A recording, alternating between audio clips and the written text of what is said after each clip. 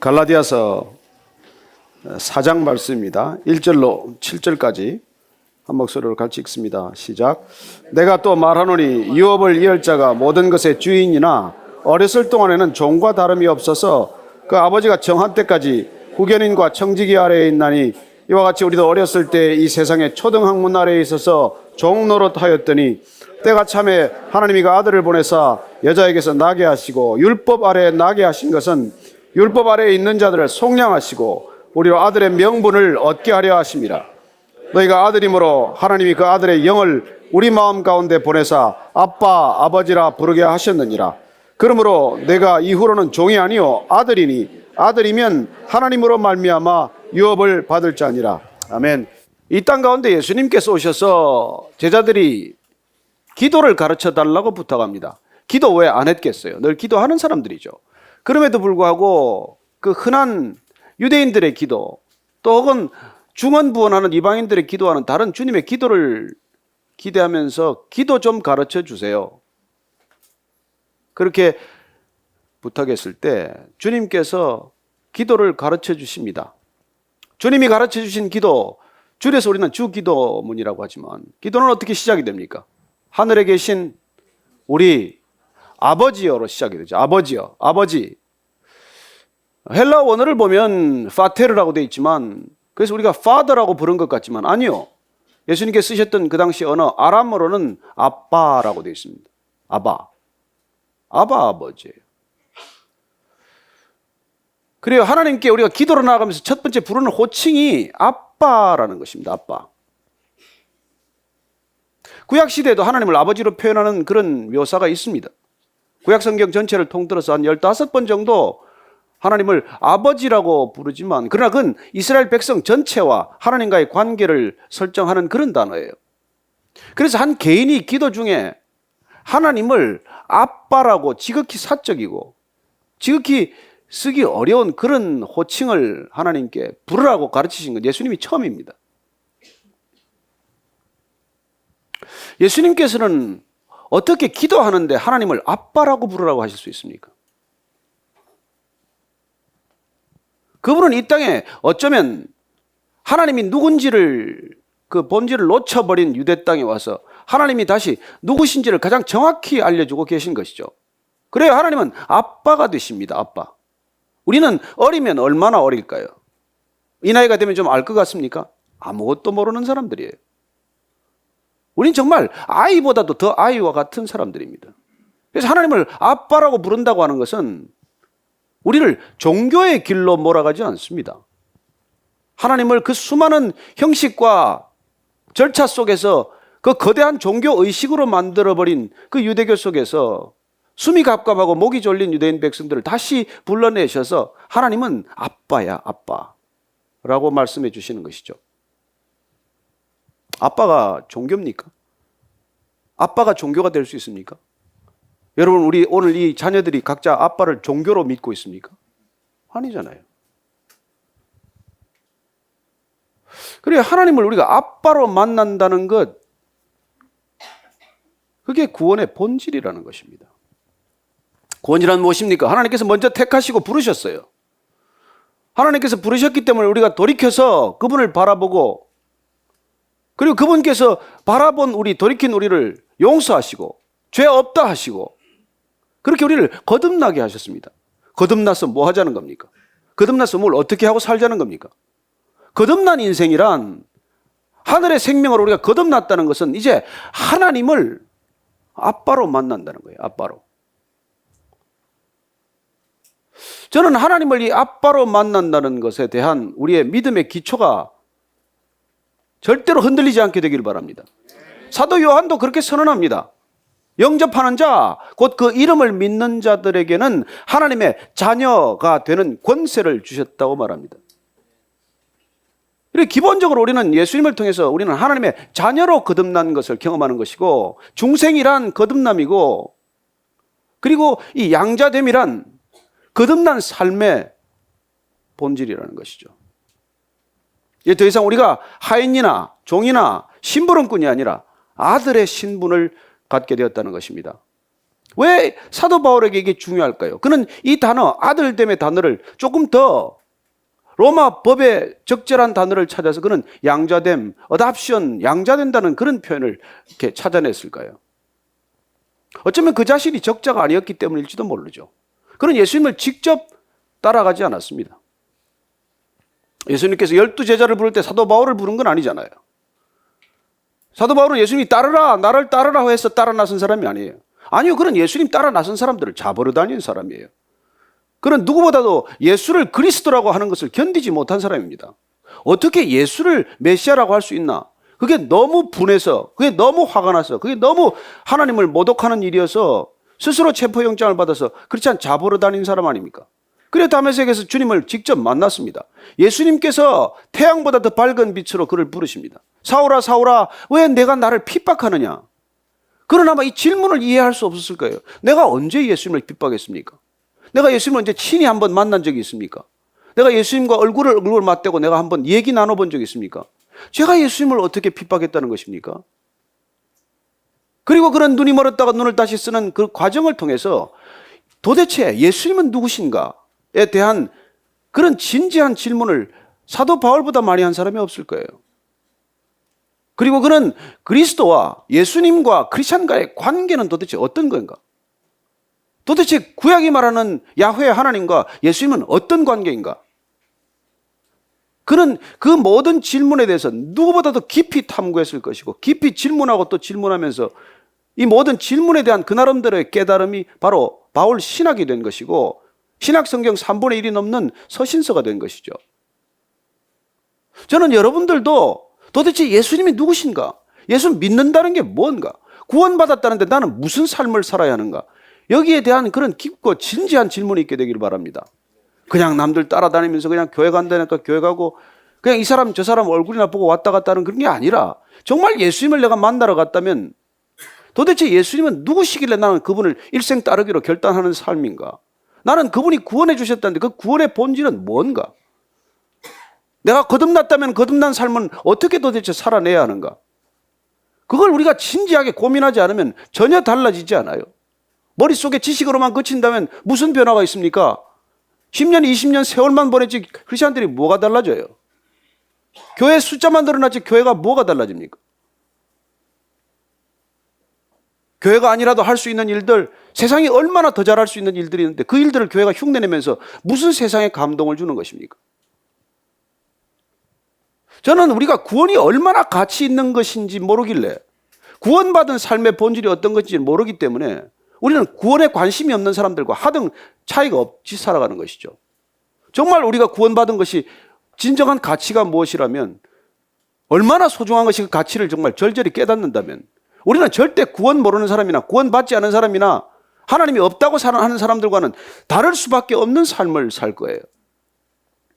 그러나 구원이 뭔지 구원받고도 내 삶에 왜 이렇게 나는 삶이 공고한지 뭐 그런 것에 묶여 산다면 우리는 정말 예수님이 이 땅에 오셔서 십자가 지고 우리에게 죄사하고 그리고 우리를 구원하고 거듭나게 하셔서 우리를 이 아들 되게 하셨다는 것의 본질을 우리가 놓친 것입니다. 여러분 어떻게 종으로 사는 것과 아들로 사는 것이 다르겠어요? 제가 여러분 우리 집에 뭐 하인이 한 10명 있다고 칩시다. 어느 날 한 사람 불러가지고 너 하인으로 평생 살래? 내 아들 노릇 할래? 내 입양해서 아들 될래? 무슨 갈등이 있겠어요? 제가 좀 생각해 보겠습니다. 저는 아무래도 하인이 좋습니다. 그럴 사람이 없잖아요. 그럴 사람이 없잖아요. 그렇다면 우리가 왜 구원을 전할 때 그 사람들은 구원을 받아들이지 않습니까? 왜 우리가 구원을 설명해도 그 사람들은 구원을 믿지 않습니까? 왜 우리가 그토록 전도하고 싶어도 너나 잘 믿으라고 그러겠어요? 그 사람들이 볼 때는 우리가 구원받은 자로 살아가는 것과 구원받지 않은 사람으로 사는 것과 하등 차이가 없기 때문이죠. 저는 이게 기독교의 문제고 지금 오늘날 교회 문제의 뿌리라고 생각합니다. 무슨 몇몇 사람이 잘못 목회를 하고 몇몇 성도가 실족하는 문제가 아니에요. 정말 10명이 됐건 100명이 됐건 구원받은 사람들의 삶이 얼마나 달라졌는지 그 구원이 신기해야 되고 그 구원이 궁금해야 되고 그 구원을 물어보려 해야 되고 그 구원 나도 받아야 되겠다는 절박한 감정, 절박한 그런 결단이 있어야 되지 않겠습니까?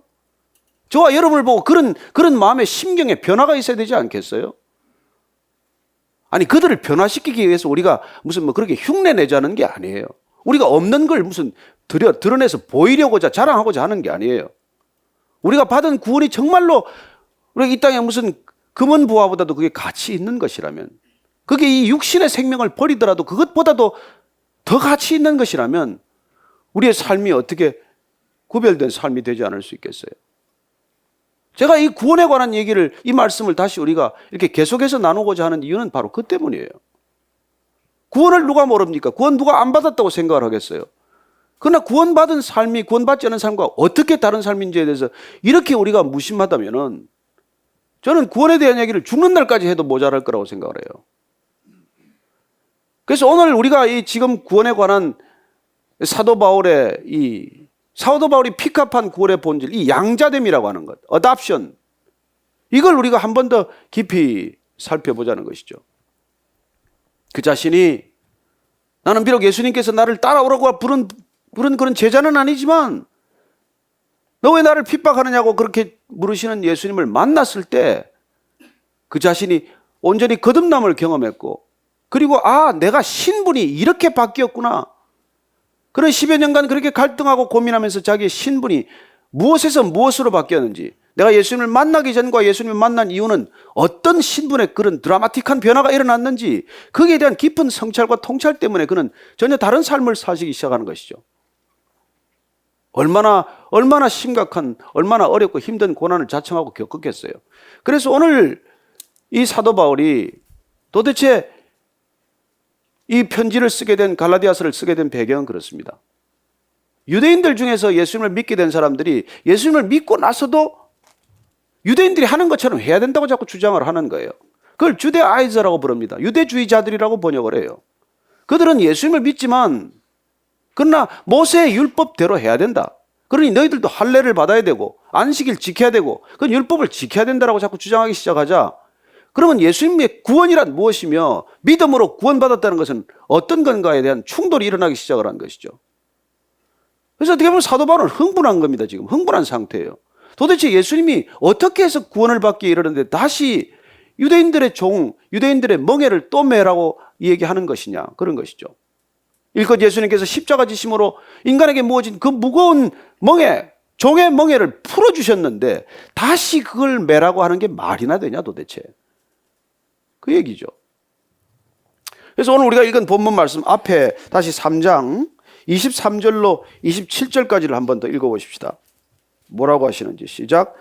믿음이 오기 전에 우리는 율법 아래 매인 바 되고 계시될 믿음의 때까지 갇혔느니라. 이같이 율법이 우리를 그리스도께로 인도하는 초등교사가 되어 우리로 하여금 믿음으로 말미암아 의롭다함을 얻게 하려 함이라. 믿음이 온 후로는 우리가 초등교사 아래에 있지 아니하도다. 너희가 다 믿음으로 말미암아 그리스도 예수 안에서 하나님의 아들이 되었으니 누구든지 그리스도와 합하기 위하여 세례를 받은 자는 그리스도로 옷 입었느니라. 이 도대체 하나님의 아들이 되었다는 것, 우리의 행위로 하나님의 자녀가 된 것이 아니라 그리스도께서 아들의 옷을 입혀주었기 때문에, 예수님 때문에 우리가 하나님의 아들이 된다고 하는 이 놀라운 신분 변화, 이걸 위해서 예수님께서 오셨고, 그리고 기도를 가르칠 때도 그런 신분 변화가 너희들에게 이미 일어나고 있으니 나와 함께 있는 자 너희들은 아빠라고 불러야 마땅하다고 우리에게 말씀하시는 것이죠. 그렇습니다. 예수 믿는다는 게 뭐예요 도대체? 예수님 덕분에 우리가 하나님을 아빠로 부르게 되었다는 것입니다. 그래요. 하나님을 아빠로 부른다는 게 얼마나 큰 특권이고 얼마나 큰 기쁨인지를 우리가 놓쳤기 때문에 그냥 아버지하고 끝나는 거예요. 그러고는 뭐 그분이 동네 아저씨인지 무슨 뭐 옆집 아저씨인지 그냥 모르고 사는 거죠. 여러분, 하나님을 아버지라고 부른다는 건 이건 말할 수 없는 일이에요. 이거 하나로 우리는 족하다는 고백이 날마다 터져 나와야 되는 고백이에요. 저는 이 사도 바울이 정말 죽을 힘을 다해서 하나님 앞에 바로 살고자 했던 사람이에요. 그러나 그는 믿음이 좋다는 것이 율법을 지키는 건 줄 알고 살았던 사람이죠. 계명 다 지키는 것이 믿음 가장 좋은 사람이라고 생각했던 것이죠. 그러나 예수님을 만나고 나서 그는 믿음, 진정한 믿음이란 그 계명을 뛰어넘는 본질, 사랑이라는 걸 알게 된 것이죠. 그리고 믿음 좋음이란 이 율법에 묶여 사는 삶이 아니라는 것이죠. 이 율법을 뛰어넘는 삶, 율법의 속박이나 율법에 얽매여 살지 않는 삶, 율법이 말하고자 하는 하나님의 본질을 붙든 삶, 그래서 그 본질 안에서 자유하는 삶, 이게 그는 신앙이라는 것을 깨닫게 된 것이죠.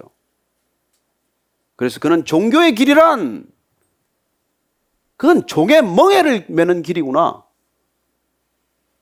그리고 신앙의 길이란 주님께서 벗겨주신 이 멍에 짐을 다 내려놓고 그리스도 안에서 진정으로 자유하는 삶이 시작이 된 것이구나. 그 삶은, 그 자유는 율법을 뛰어넘는 자유란 말이에요. 율법을 깨뜨리는 게 아니란 말이에요. 율법은 필요 없다가 아니에요. 우리는 어릴 때 규칙이 필요해요. 어린아이들은 규제가 필요합니다. 어느 부모가 결혼 안 한 자녀들이 밤새 놀고 안 들어오는 걸 방치하겠어요. 넌 몇 시까지 들어와? 밤 10시까지 들어와야 돼? 그렇게 규제하는 거예요. 그러나 때가 되면 이제 그 아이가 밤에 늦게 들어오든지 그건 이제 그 아이한테 맡겨야 되는 것이죠. 여러분, 우리나라 전체에 통행금지가 있었던 거 아시죠? 1981년까지는 여러분 12시 전에 집에 다 들어가야 돼요. 어떤 일이 있어도. 밤 12시 되면 사이렌 불었어요. 사이렌 엥 불면 그때부터 이게 방범대원들이, 이 야경꾼들이 말이죠. 딱딱이 이걸 치고 다니고, 예?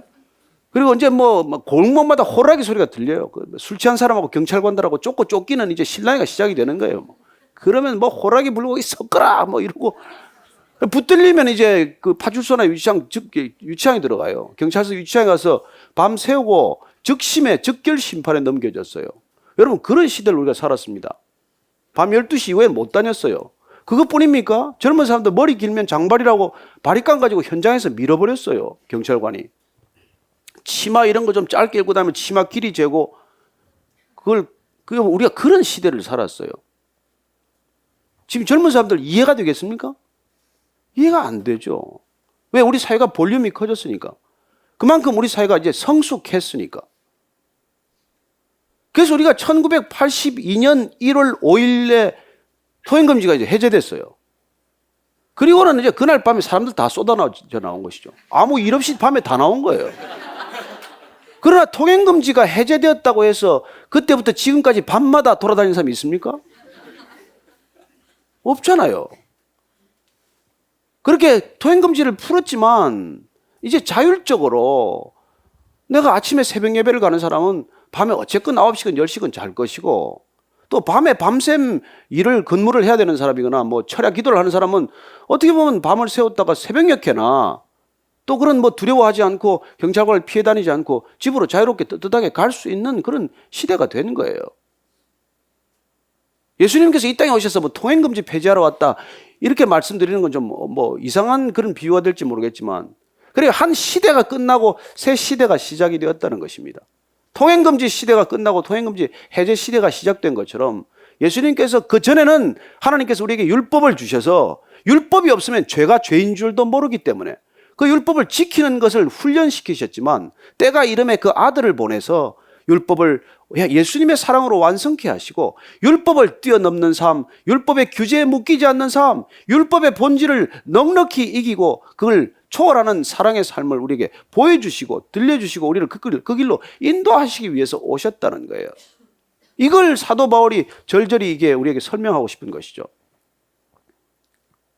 그래서 어릴 때는 그런 규제가 필요하고 초등학교 교사 같은 분이 필요하지만, 그러나 이제 나이 들면 이제 신앙에 있어서도 그런 길이 열려야 한다는 거예요. 신앙이 이제 자율적인 신앙으로 그렇게 넘어가는 시대에 접어들었다, 그 얘기를 하는 것입니다. 그래서 4장 1절부터 5절까지를 한번 더 읽을게요. 4장 1절에서 5절까지 한 목소리 다시 드리겠습니다. 시작. 내가 또 말하노니 유업을 이을 자가 모든 것의 주인이나 어렸을 동안에는 종과 다름이 없어서 그 아버지가 정한 때까지 후견인과 청지기 아래에 있나니 이와 같이 우리도 어렸을 때 이 세상의 초등학문 아래에 있어서 종노릇하였더니 때가 참에 하나님이 그 아들을 보내사 여자에게서 나게 하시고 율법 아래에 나게 하신 것은 율법 아래에 있는 자들을 속량하시고 우리로 아들의 명분을 얻게 하려 하심이라. 상속자라고 하더라도 하나님의 나라를 이어받을 상속자, 그런 상속인이라고 하더라도 어릴 때는 후견인이나 다른 보호자를 두어야 한다는 것이죠. 여러분, 어린아이들한테 누가 돈을 마음대로 줍니까? 아무리 큰 재산이 있더라도 어린아이가 상속자지만 상속자의 신분과 그거에 보장이 되었다고 하더라도 큰 돈 주지 않아요. 왜요? 아이가 돈의 가치를 모르고 돈을 잘 쓸 수 있는 능력이 없기 때문에 그렇게 맡기지 않습니다. 그래서 저는 여러분들이 하나님께서 뭐 큰 돈 안 주면 안심하시기 바랍니다.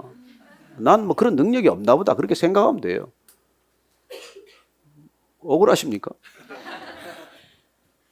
그리고 우리가 그렇게 상속자이지만은 그런 후견인과 청지기가 필요하다고 할 때가 있지만, 그러나 이제 성인이 되고 이제 그 시기를 지나면은 본인이 스스로 청직이나 무슨 뭐 후견인한테 도움을 청할 수 있고 의논할 수 있지만 그들이 불쑥불쑥 나타나서 제멋대로 간섭하는 일은 없다는 것입니다. 그렇게 입장이 바뀐 것이에요. 그래서 우리가 하나님께서 이 땅에 예수님을 보내주셔서 이제 그 사실을 우리에게 알려주신 거예요. 그리고 우리의 죄를 걷어가심으로 이제는 정말 하나님의 사랑 안에서, 그리스도의 사랑 안에서 율법에 묶인 삶이 아니라 율법 정도는 뛰어넘는 성숙한 사랑, 그런 놀라운 세상의 이런 삶과는 비교할 수 없는 삶으로 우리를 인도해 가시기를 원하는 것이죠. 이게 그리스도의 삶의 비밀이에요. 그냥 어떻게 세상 사람하고 삶이 그렇게 비교가 되겠습니까?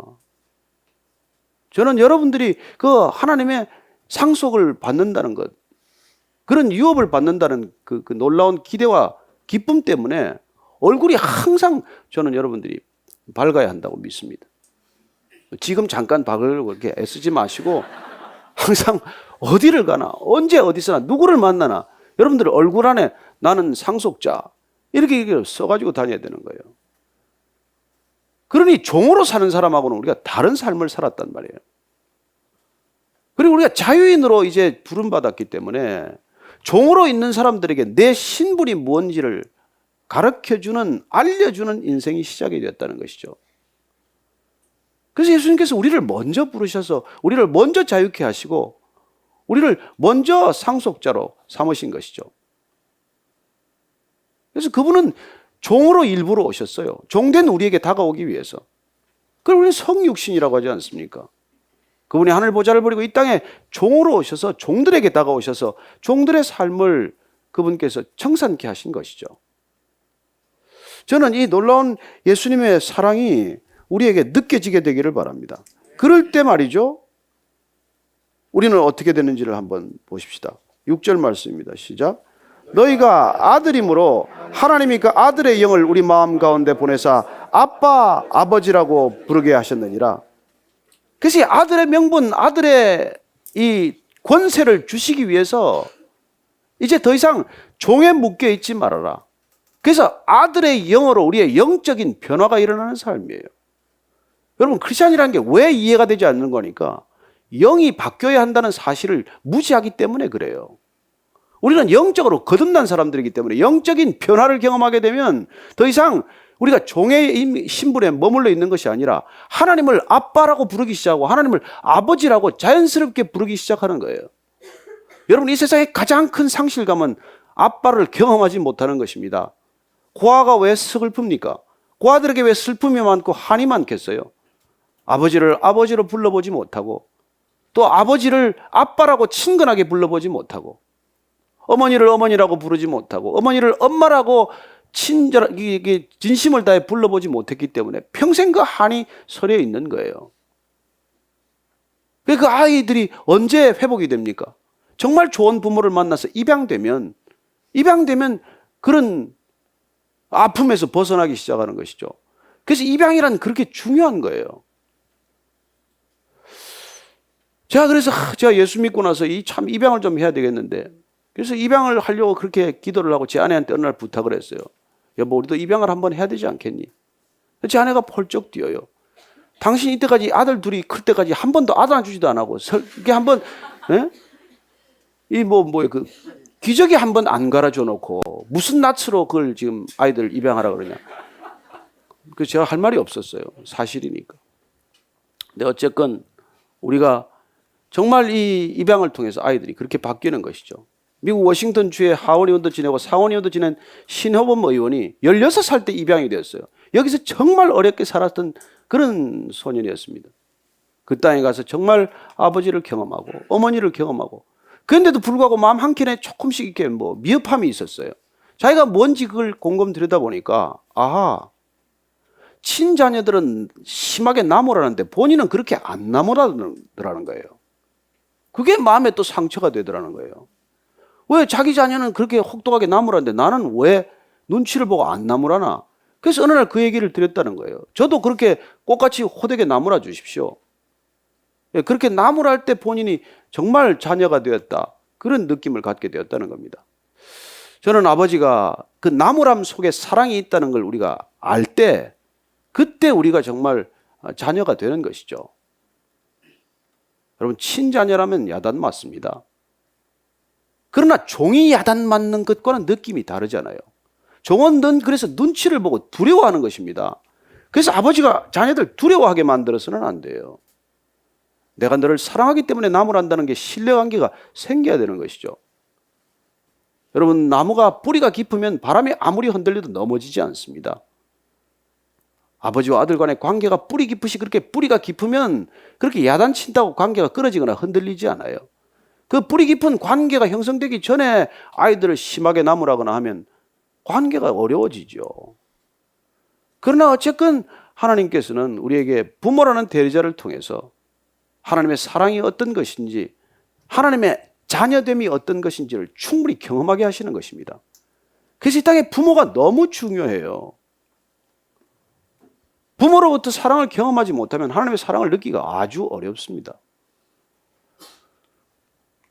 오늘 이 시대가 이렇게 가정이 무너지는 이유, 교회가 이토록 무너지는 이유, 여러분, 가정이 무너졌는데 교회는 안 무너지겠어요? 그래서 하나님께서 우리를 얼마나 사랑하시는지, 그 아들됨이 무엇인지를 집에서부터 경험하지 못하기 때문에 교회 와도 일껏 와도 신앙 안에서 자녀됨, 아들됨, 딸이됨, 양자됨, 이 그 특권을 알 수가 없는 거예요. 그래서 아들됨에 당당함이 없기 때문에 늘 두렵고 눈치 보는 그런 종교인의 삶을 어이없이 걸어가는 것이죠. 그러면 아들 되면 당당합니다. 여러분, 여기 여러분들 아들들이 있다고 칩시다. 집에 들어올 때 눈치 보고 들어옵니까? 혹시 제가 오늘 들어가도 되겠습니까? 두드리겠어요? 제 아들 보니까 그냥 없으면 자동차 키도 가지고 나가버려요. 그래서 아버지 차를 가지고 나서 엄마 차를 긁었어요. 그래도 저는 좋아요. 이제 운전을 한다는 사실 자체가 기쁜 거 아니에요. 아버지라는 게 그런 거예요, 부모가. 제가 그 아들됨, 자녀의 당당함을 제가 경험했어요. 그 아이들, 제가 이제 둘째가 어느 날 제 앞에서 제 지갑을 이렇게 열어보는 거예요. 근데 내 지갑을 네가 왜 손대니? 그랬더니 아빠가 얼마 있는지 보려고 그런데, 네가 알아서 뭐 할 텐데. 하여튼 열어보더니 이게 돈이 이거밖에 없어? 그게 2만 원이야 고작? 그러고 이제 지갑을 닫아놓고 이제 갔어요, 자기 방에. 그 다음날 제가 보니까 돈이 정확히 제가 보니까 9만 원이 된 거예요. 이상하다, 돈을 10,000원짜리 지폐가 2개 있었는데 왜 이게 9개가 됐지? 그래서 제가 아내를 불렀어요. 당신 내 지갑에 돈을 넣었어? 아니, 내가 왜 당신 지갑에 돈을 넣어?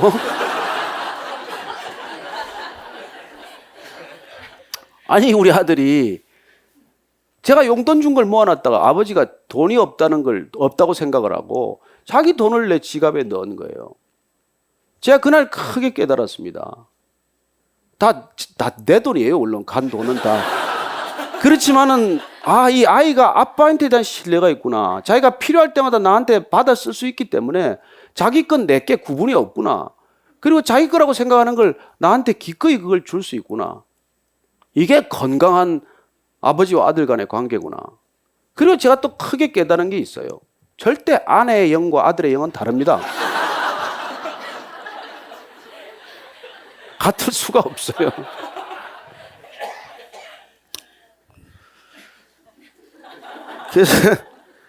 그래서 이 사도 바울이 로마서에서 도대체 아들이 된다는 것, 아들의 영을 받는다는 게 이게 얼마나 신앙생활에 중요한 핵심인지를 다시 한번 우리에게 일러주고 있습니다. 자, 8절 로마서 8장 14절 15절 말씀 다시 한번 읽겠습니다. 다시 한번 읽겠습니다. 시작.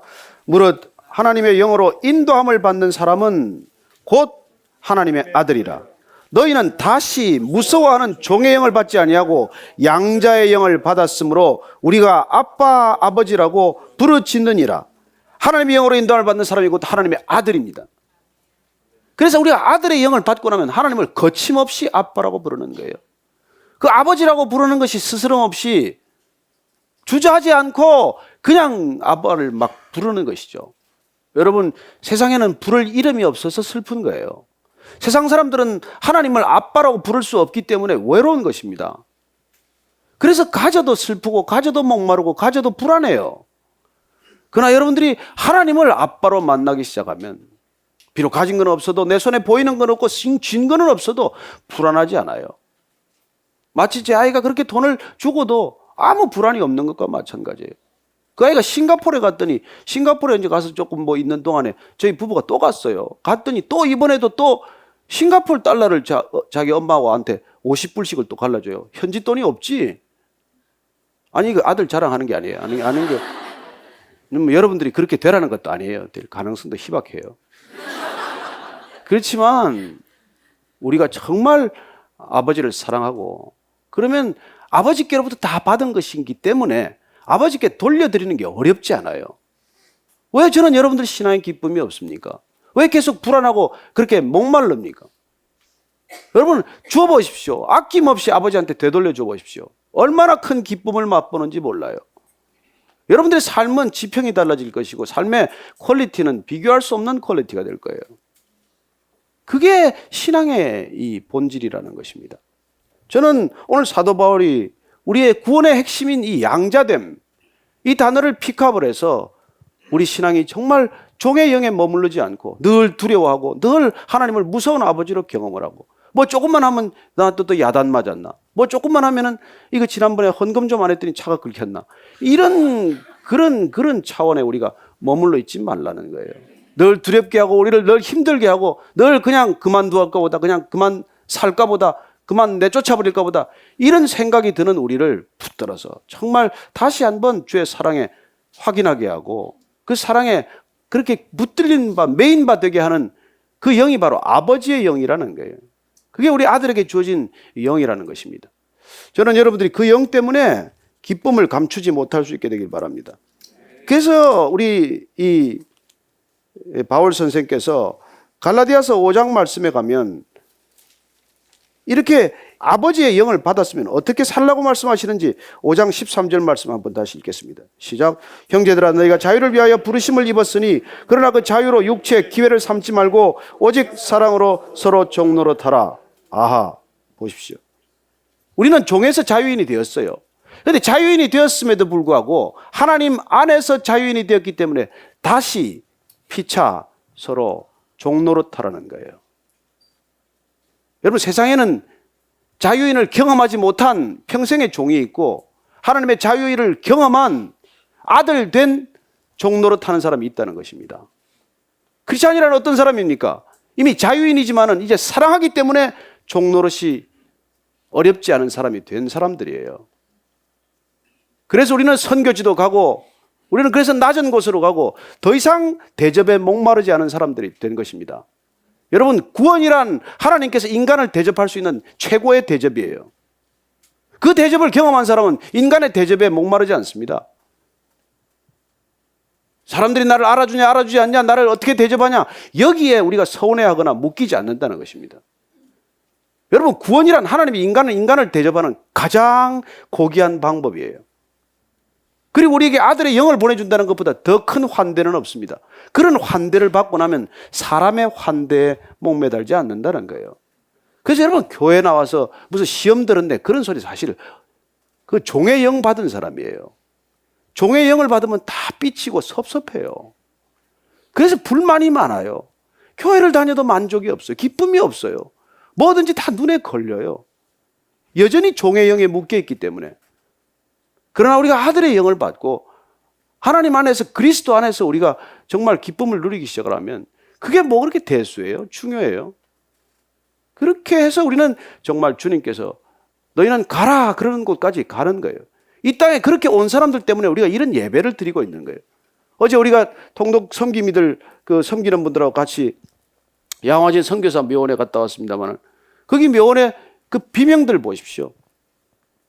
루비 캐드릭이라는 그 이게 의료 선교사는 26살의 나이에 죽었어요. 와서 8개월밖에 한국 땅에 있은 게 없어요. 그러나 묘비명은 그렇게 기록합니다. 난 내게 목숨이 1000개가 있더라도 나는 모두 다 조선에 그 목숨을 드리겠다. 어떻게 그 어린 나이에 그런 얘기를 할 수 있을까요? 아펜젤로 선교사는 이 땅에 와서 배제학당 세우고 또 첫 감리교회 정동교회를 이 땅에 또 이렇게 같이 예배를 드리느라고 그걸 하지 않았습니까?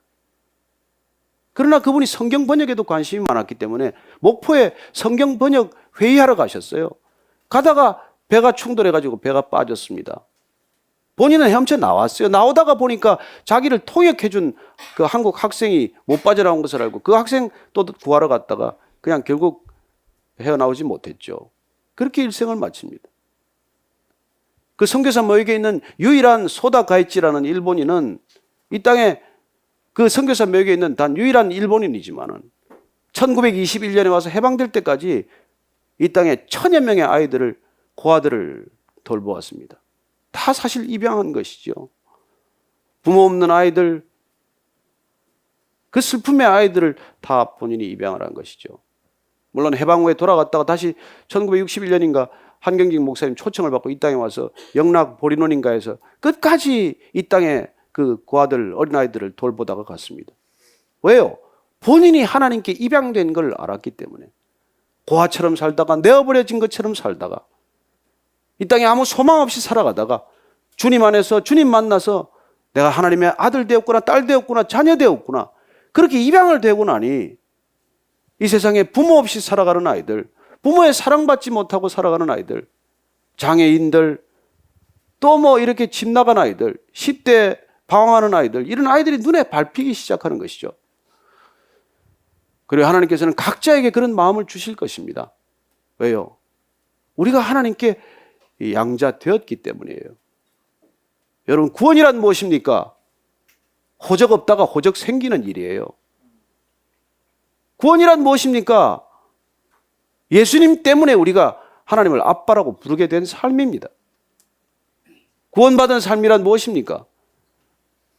날마다 하나님을 아빠라고 부르며 그 아빠를 너무 신뢰하기 때문에 내 삶이 더 이상 중요하지 않게 된 사람들을 말하는 것이죠. 저는 이 땅에 그리스도인들이 너무 작은 생각에 몰려서 너무 많은 자기 일에 몰입을 해서 서로 끝없이 다투고 갈등하고 부딪히는 것을 정말 그대로 우리가 방치해서는 안 됩니다. 하나님의 자녀가 된 삶은 어떤 삶이 시작이 되었는지 세상 사람들이 그 구원받은 삶이 너무 궁금해서 도대체 구원이란 뭡니까? 구원받은 삶이 뭡니까? 나 그 구원 좀 알게 해주시고 받게 해주시오. 그런 얘기를 우리가 듣고 살아야 되지 않겠습니까? 이 땅의 교회가, 이 땅의 크리스천들이 그렇게 사는 걸 원하는 게 아버지의 마음이에요. 그게 아버지의 뜻이에요. 그렇게 우리가 살아가는 게 아버지의 나라가 이루어지는 유일한 길이에요. 저는 이 땅에 그렇게 선교사로 오셔서 생명을 뿌리고 선교에 피를 뿌렸던 그분 때문에 우리가 열매되었다면 이제 우리 차례죠. 우리가 그렇게 살기 위해서 네팔도 돕고 또 어려운 이웃도 돕고 그리고 우리가 손을 펴는 것이 어렵지 않게 되기를 바랍니다. 우리 아버지는 하나님이십니다. 우리 아버지는 능력이 있으십니다. 우리 아버지는 부족함이 없으십니다.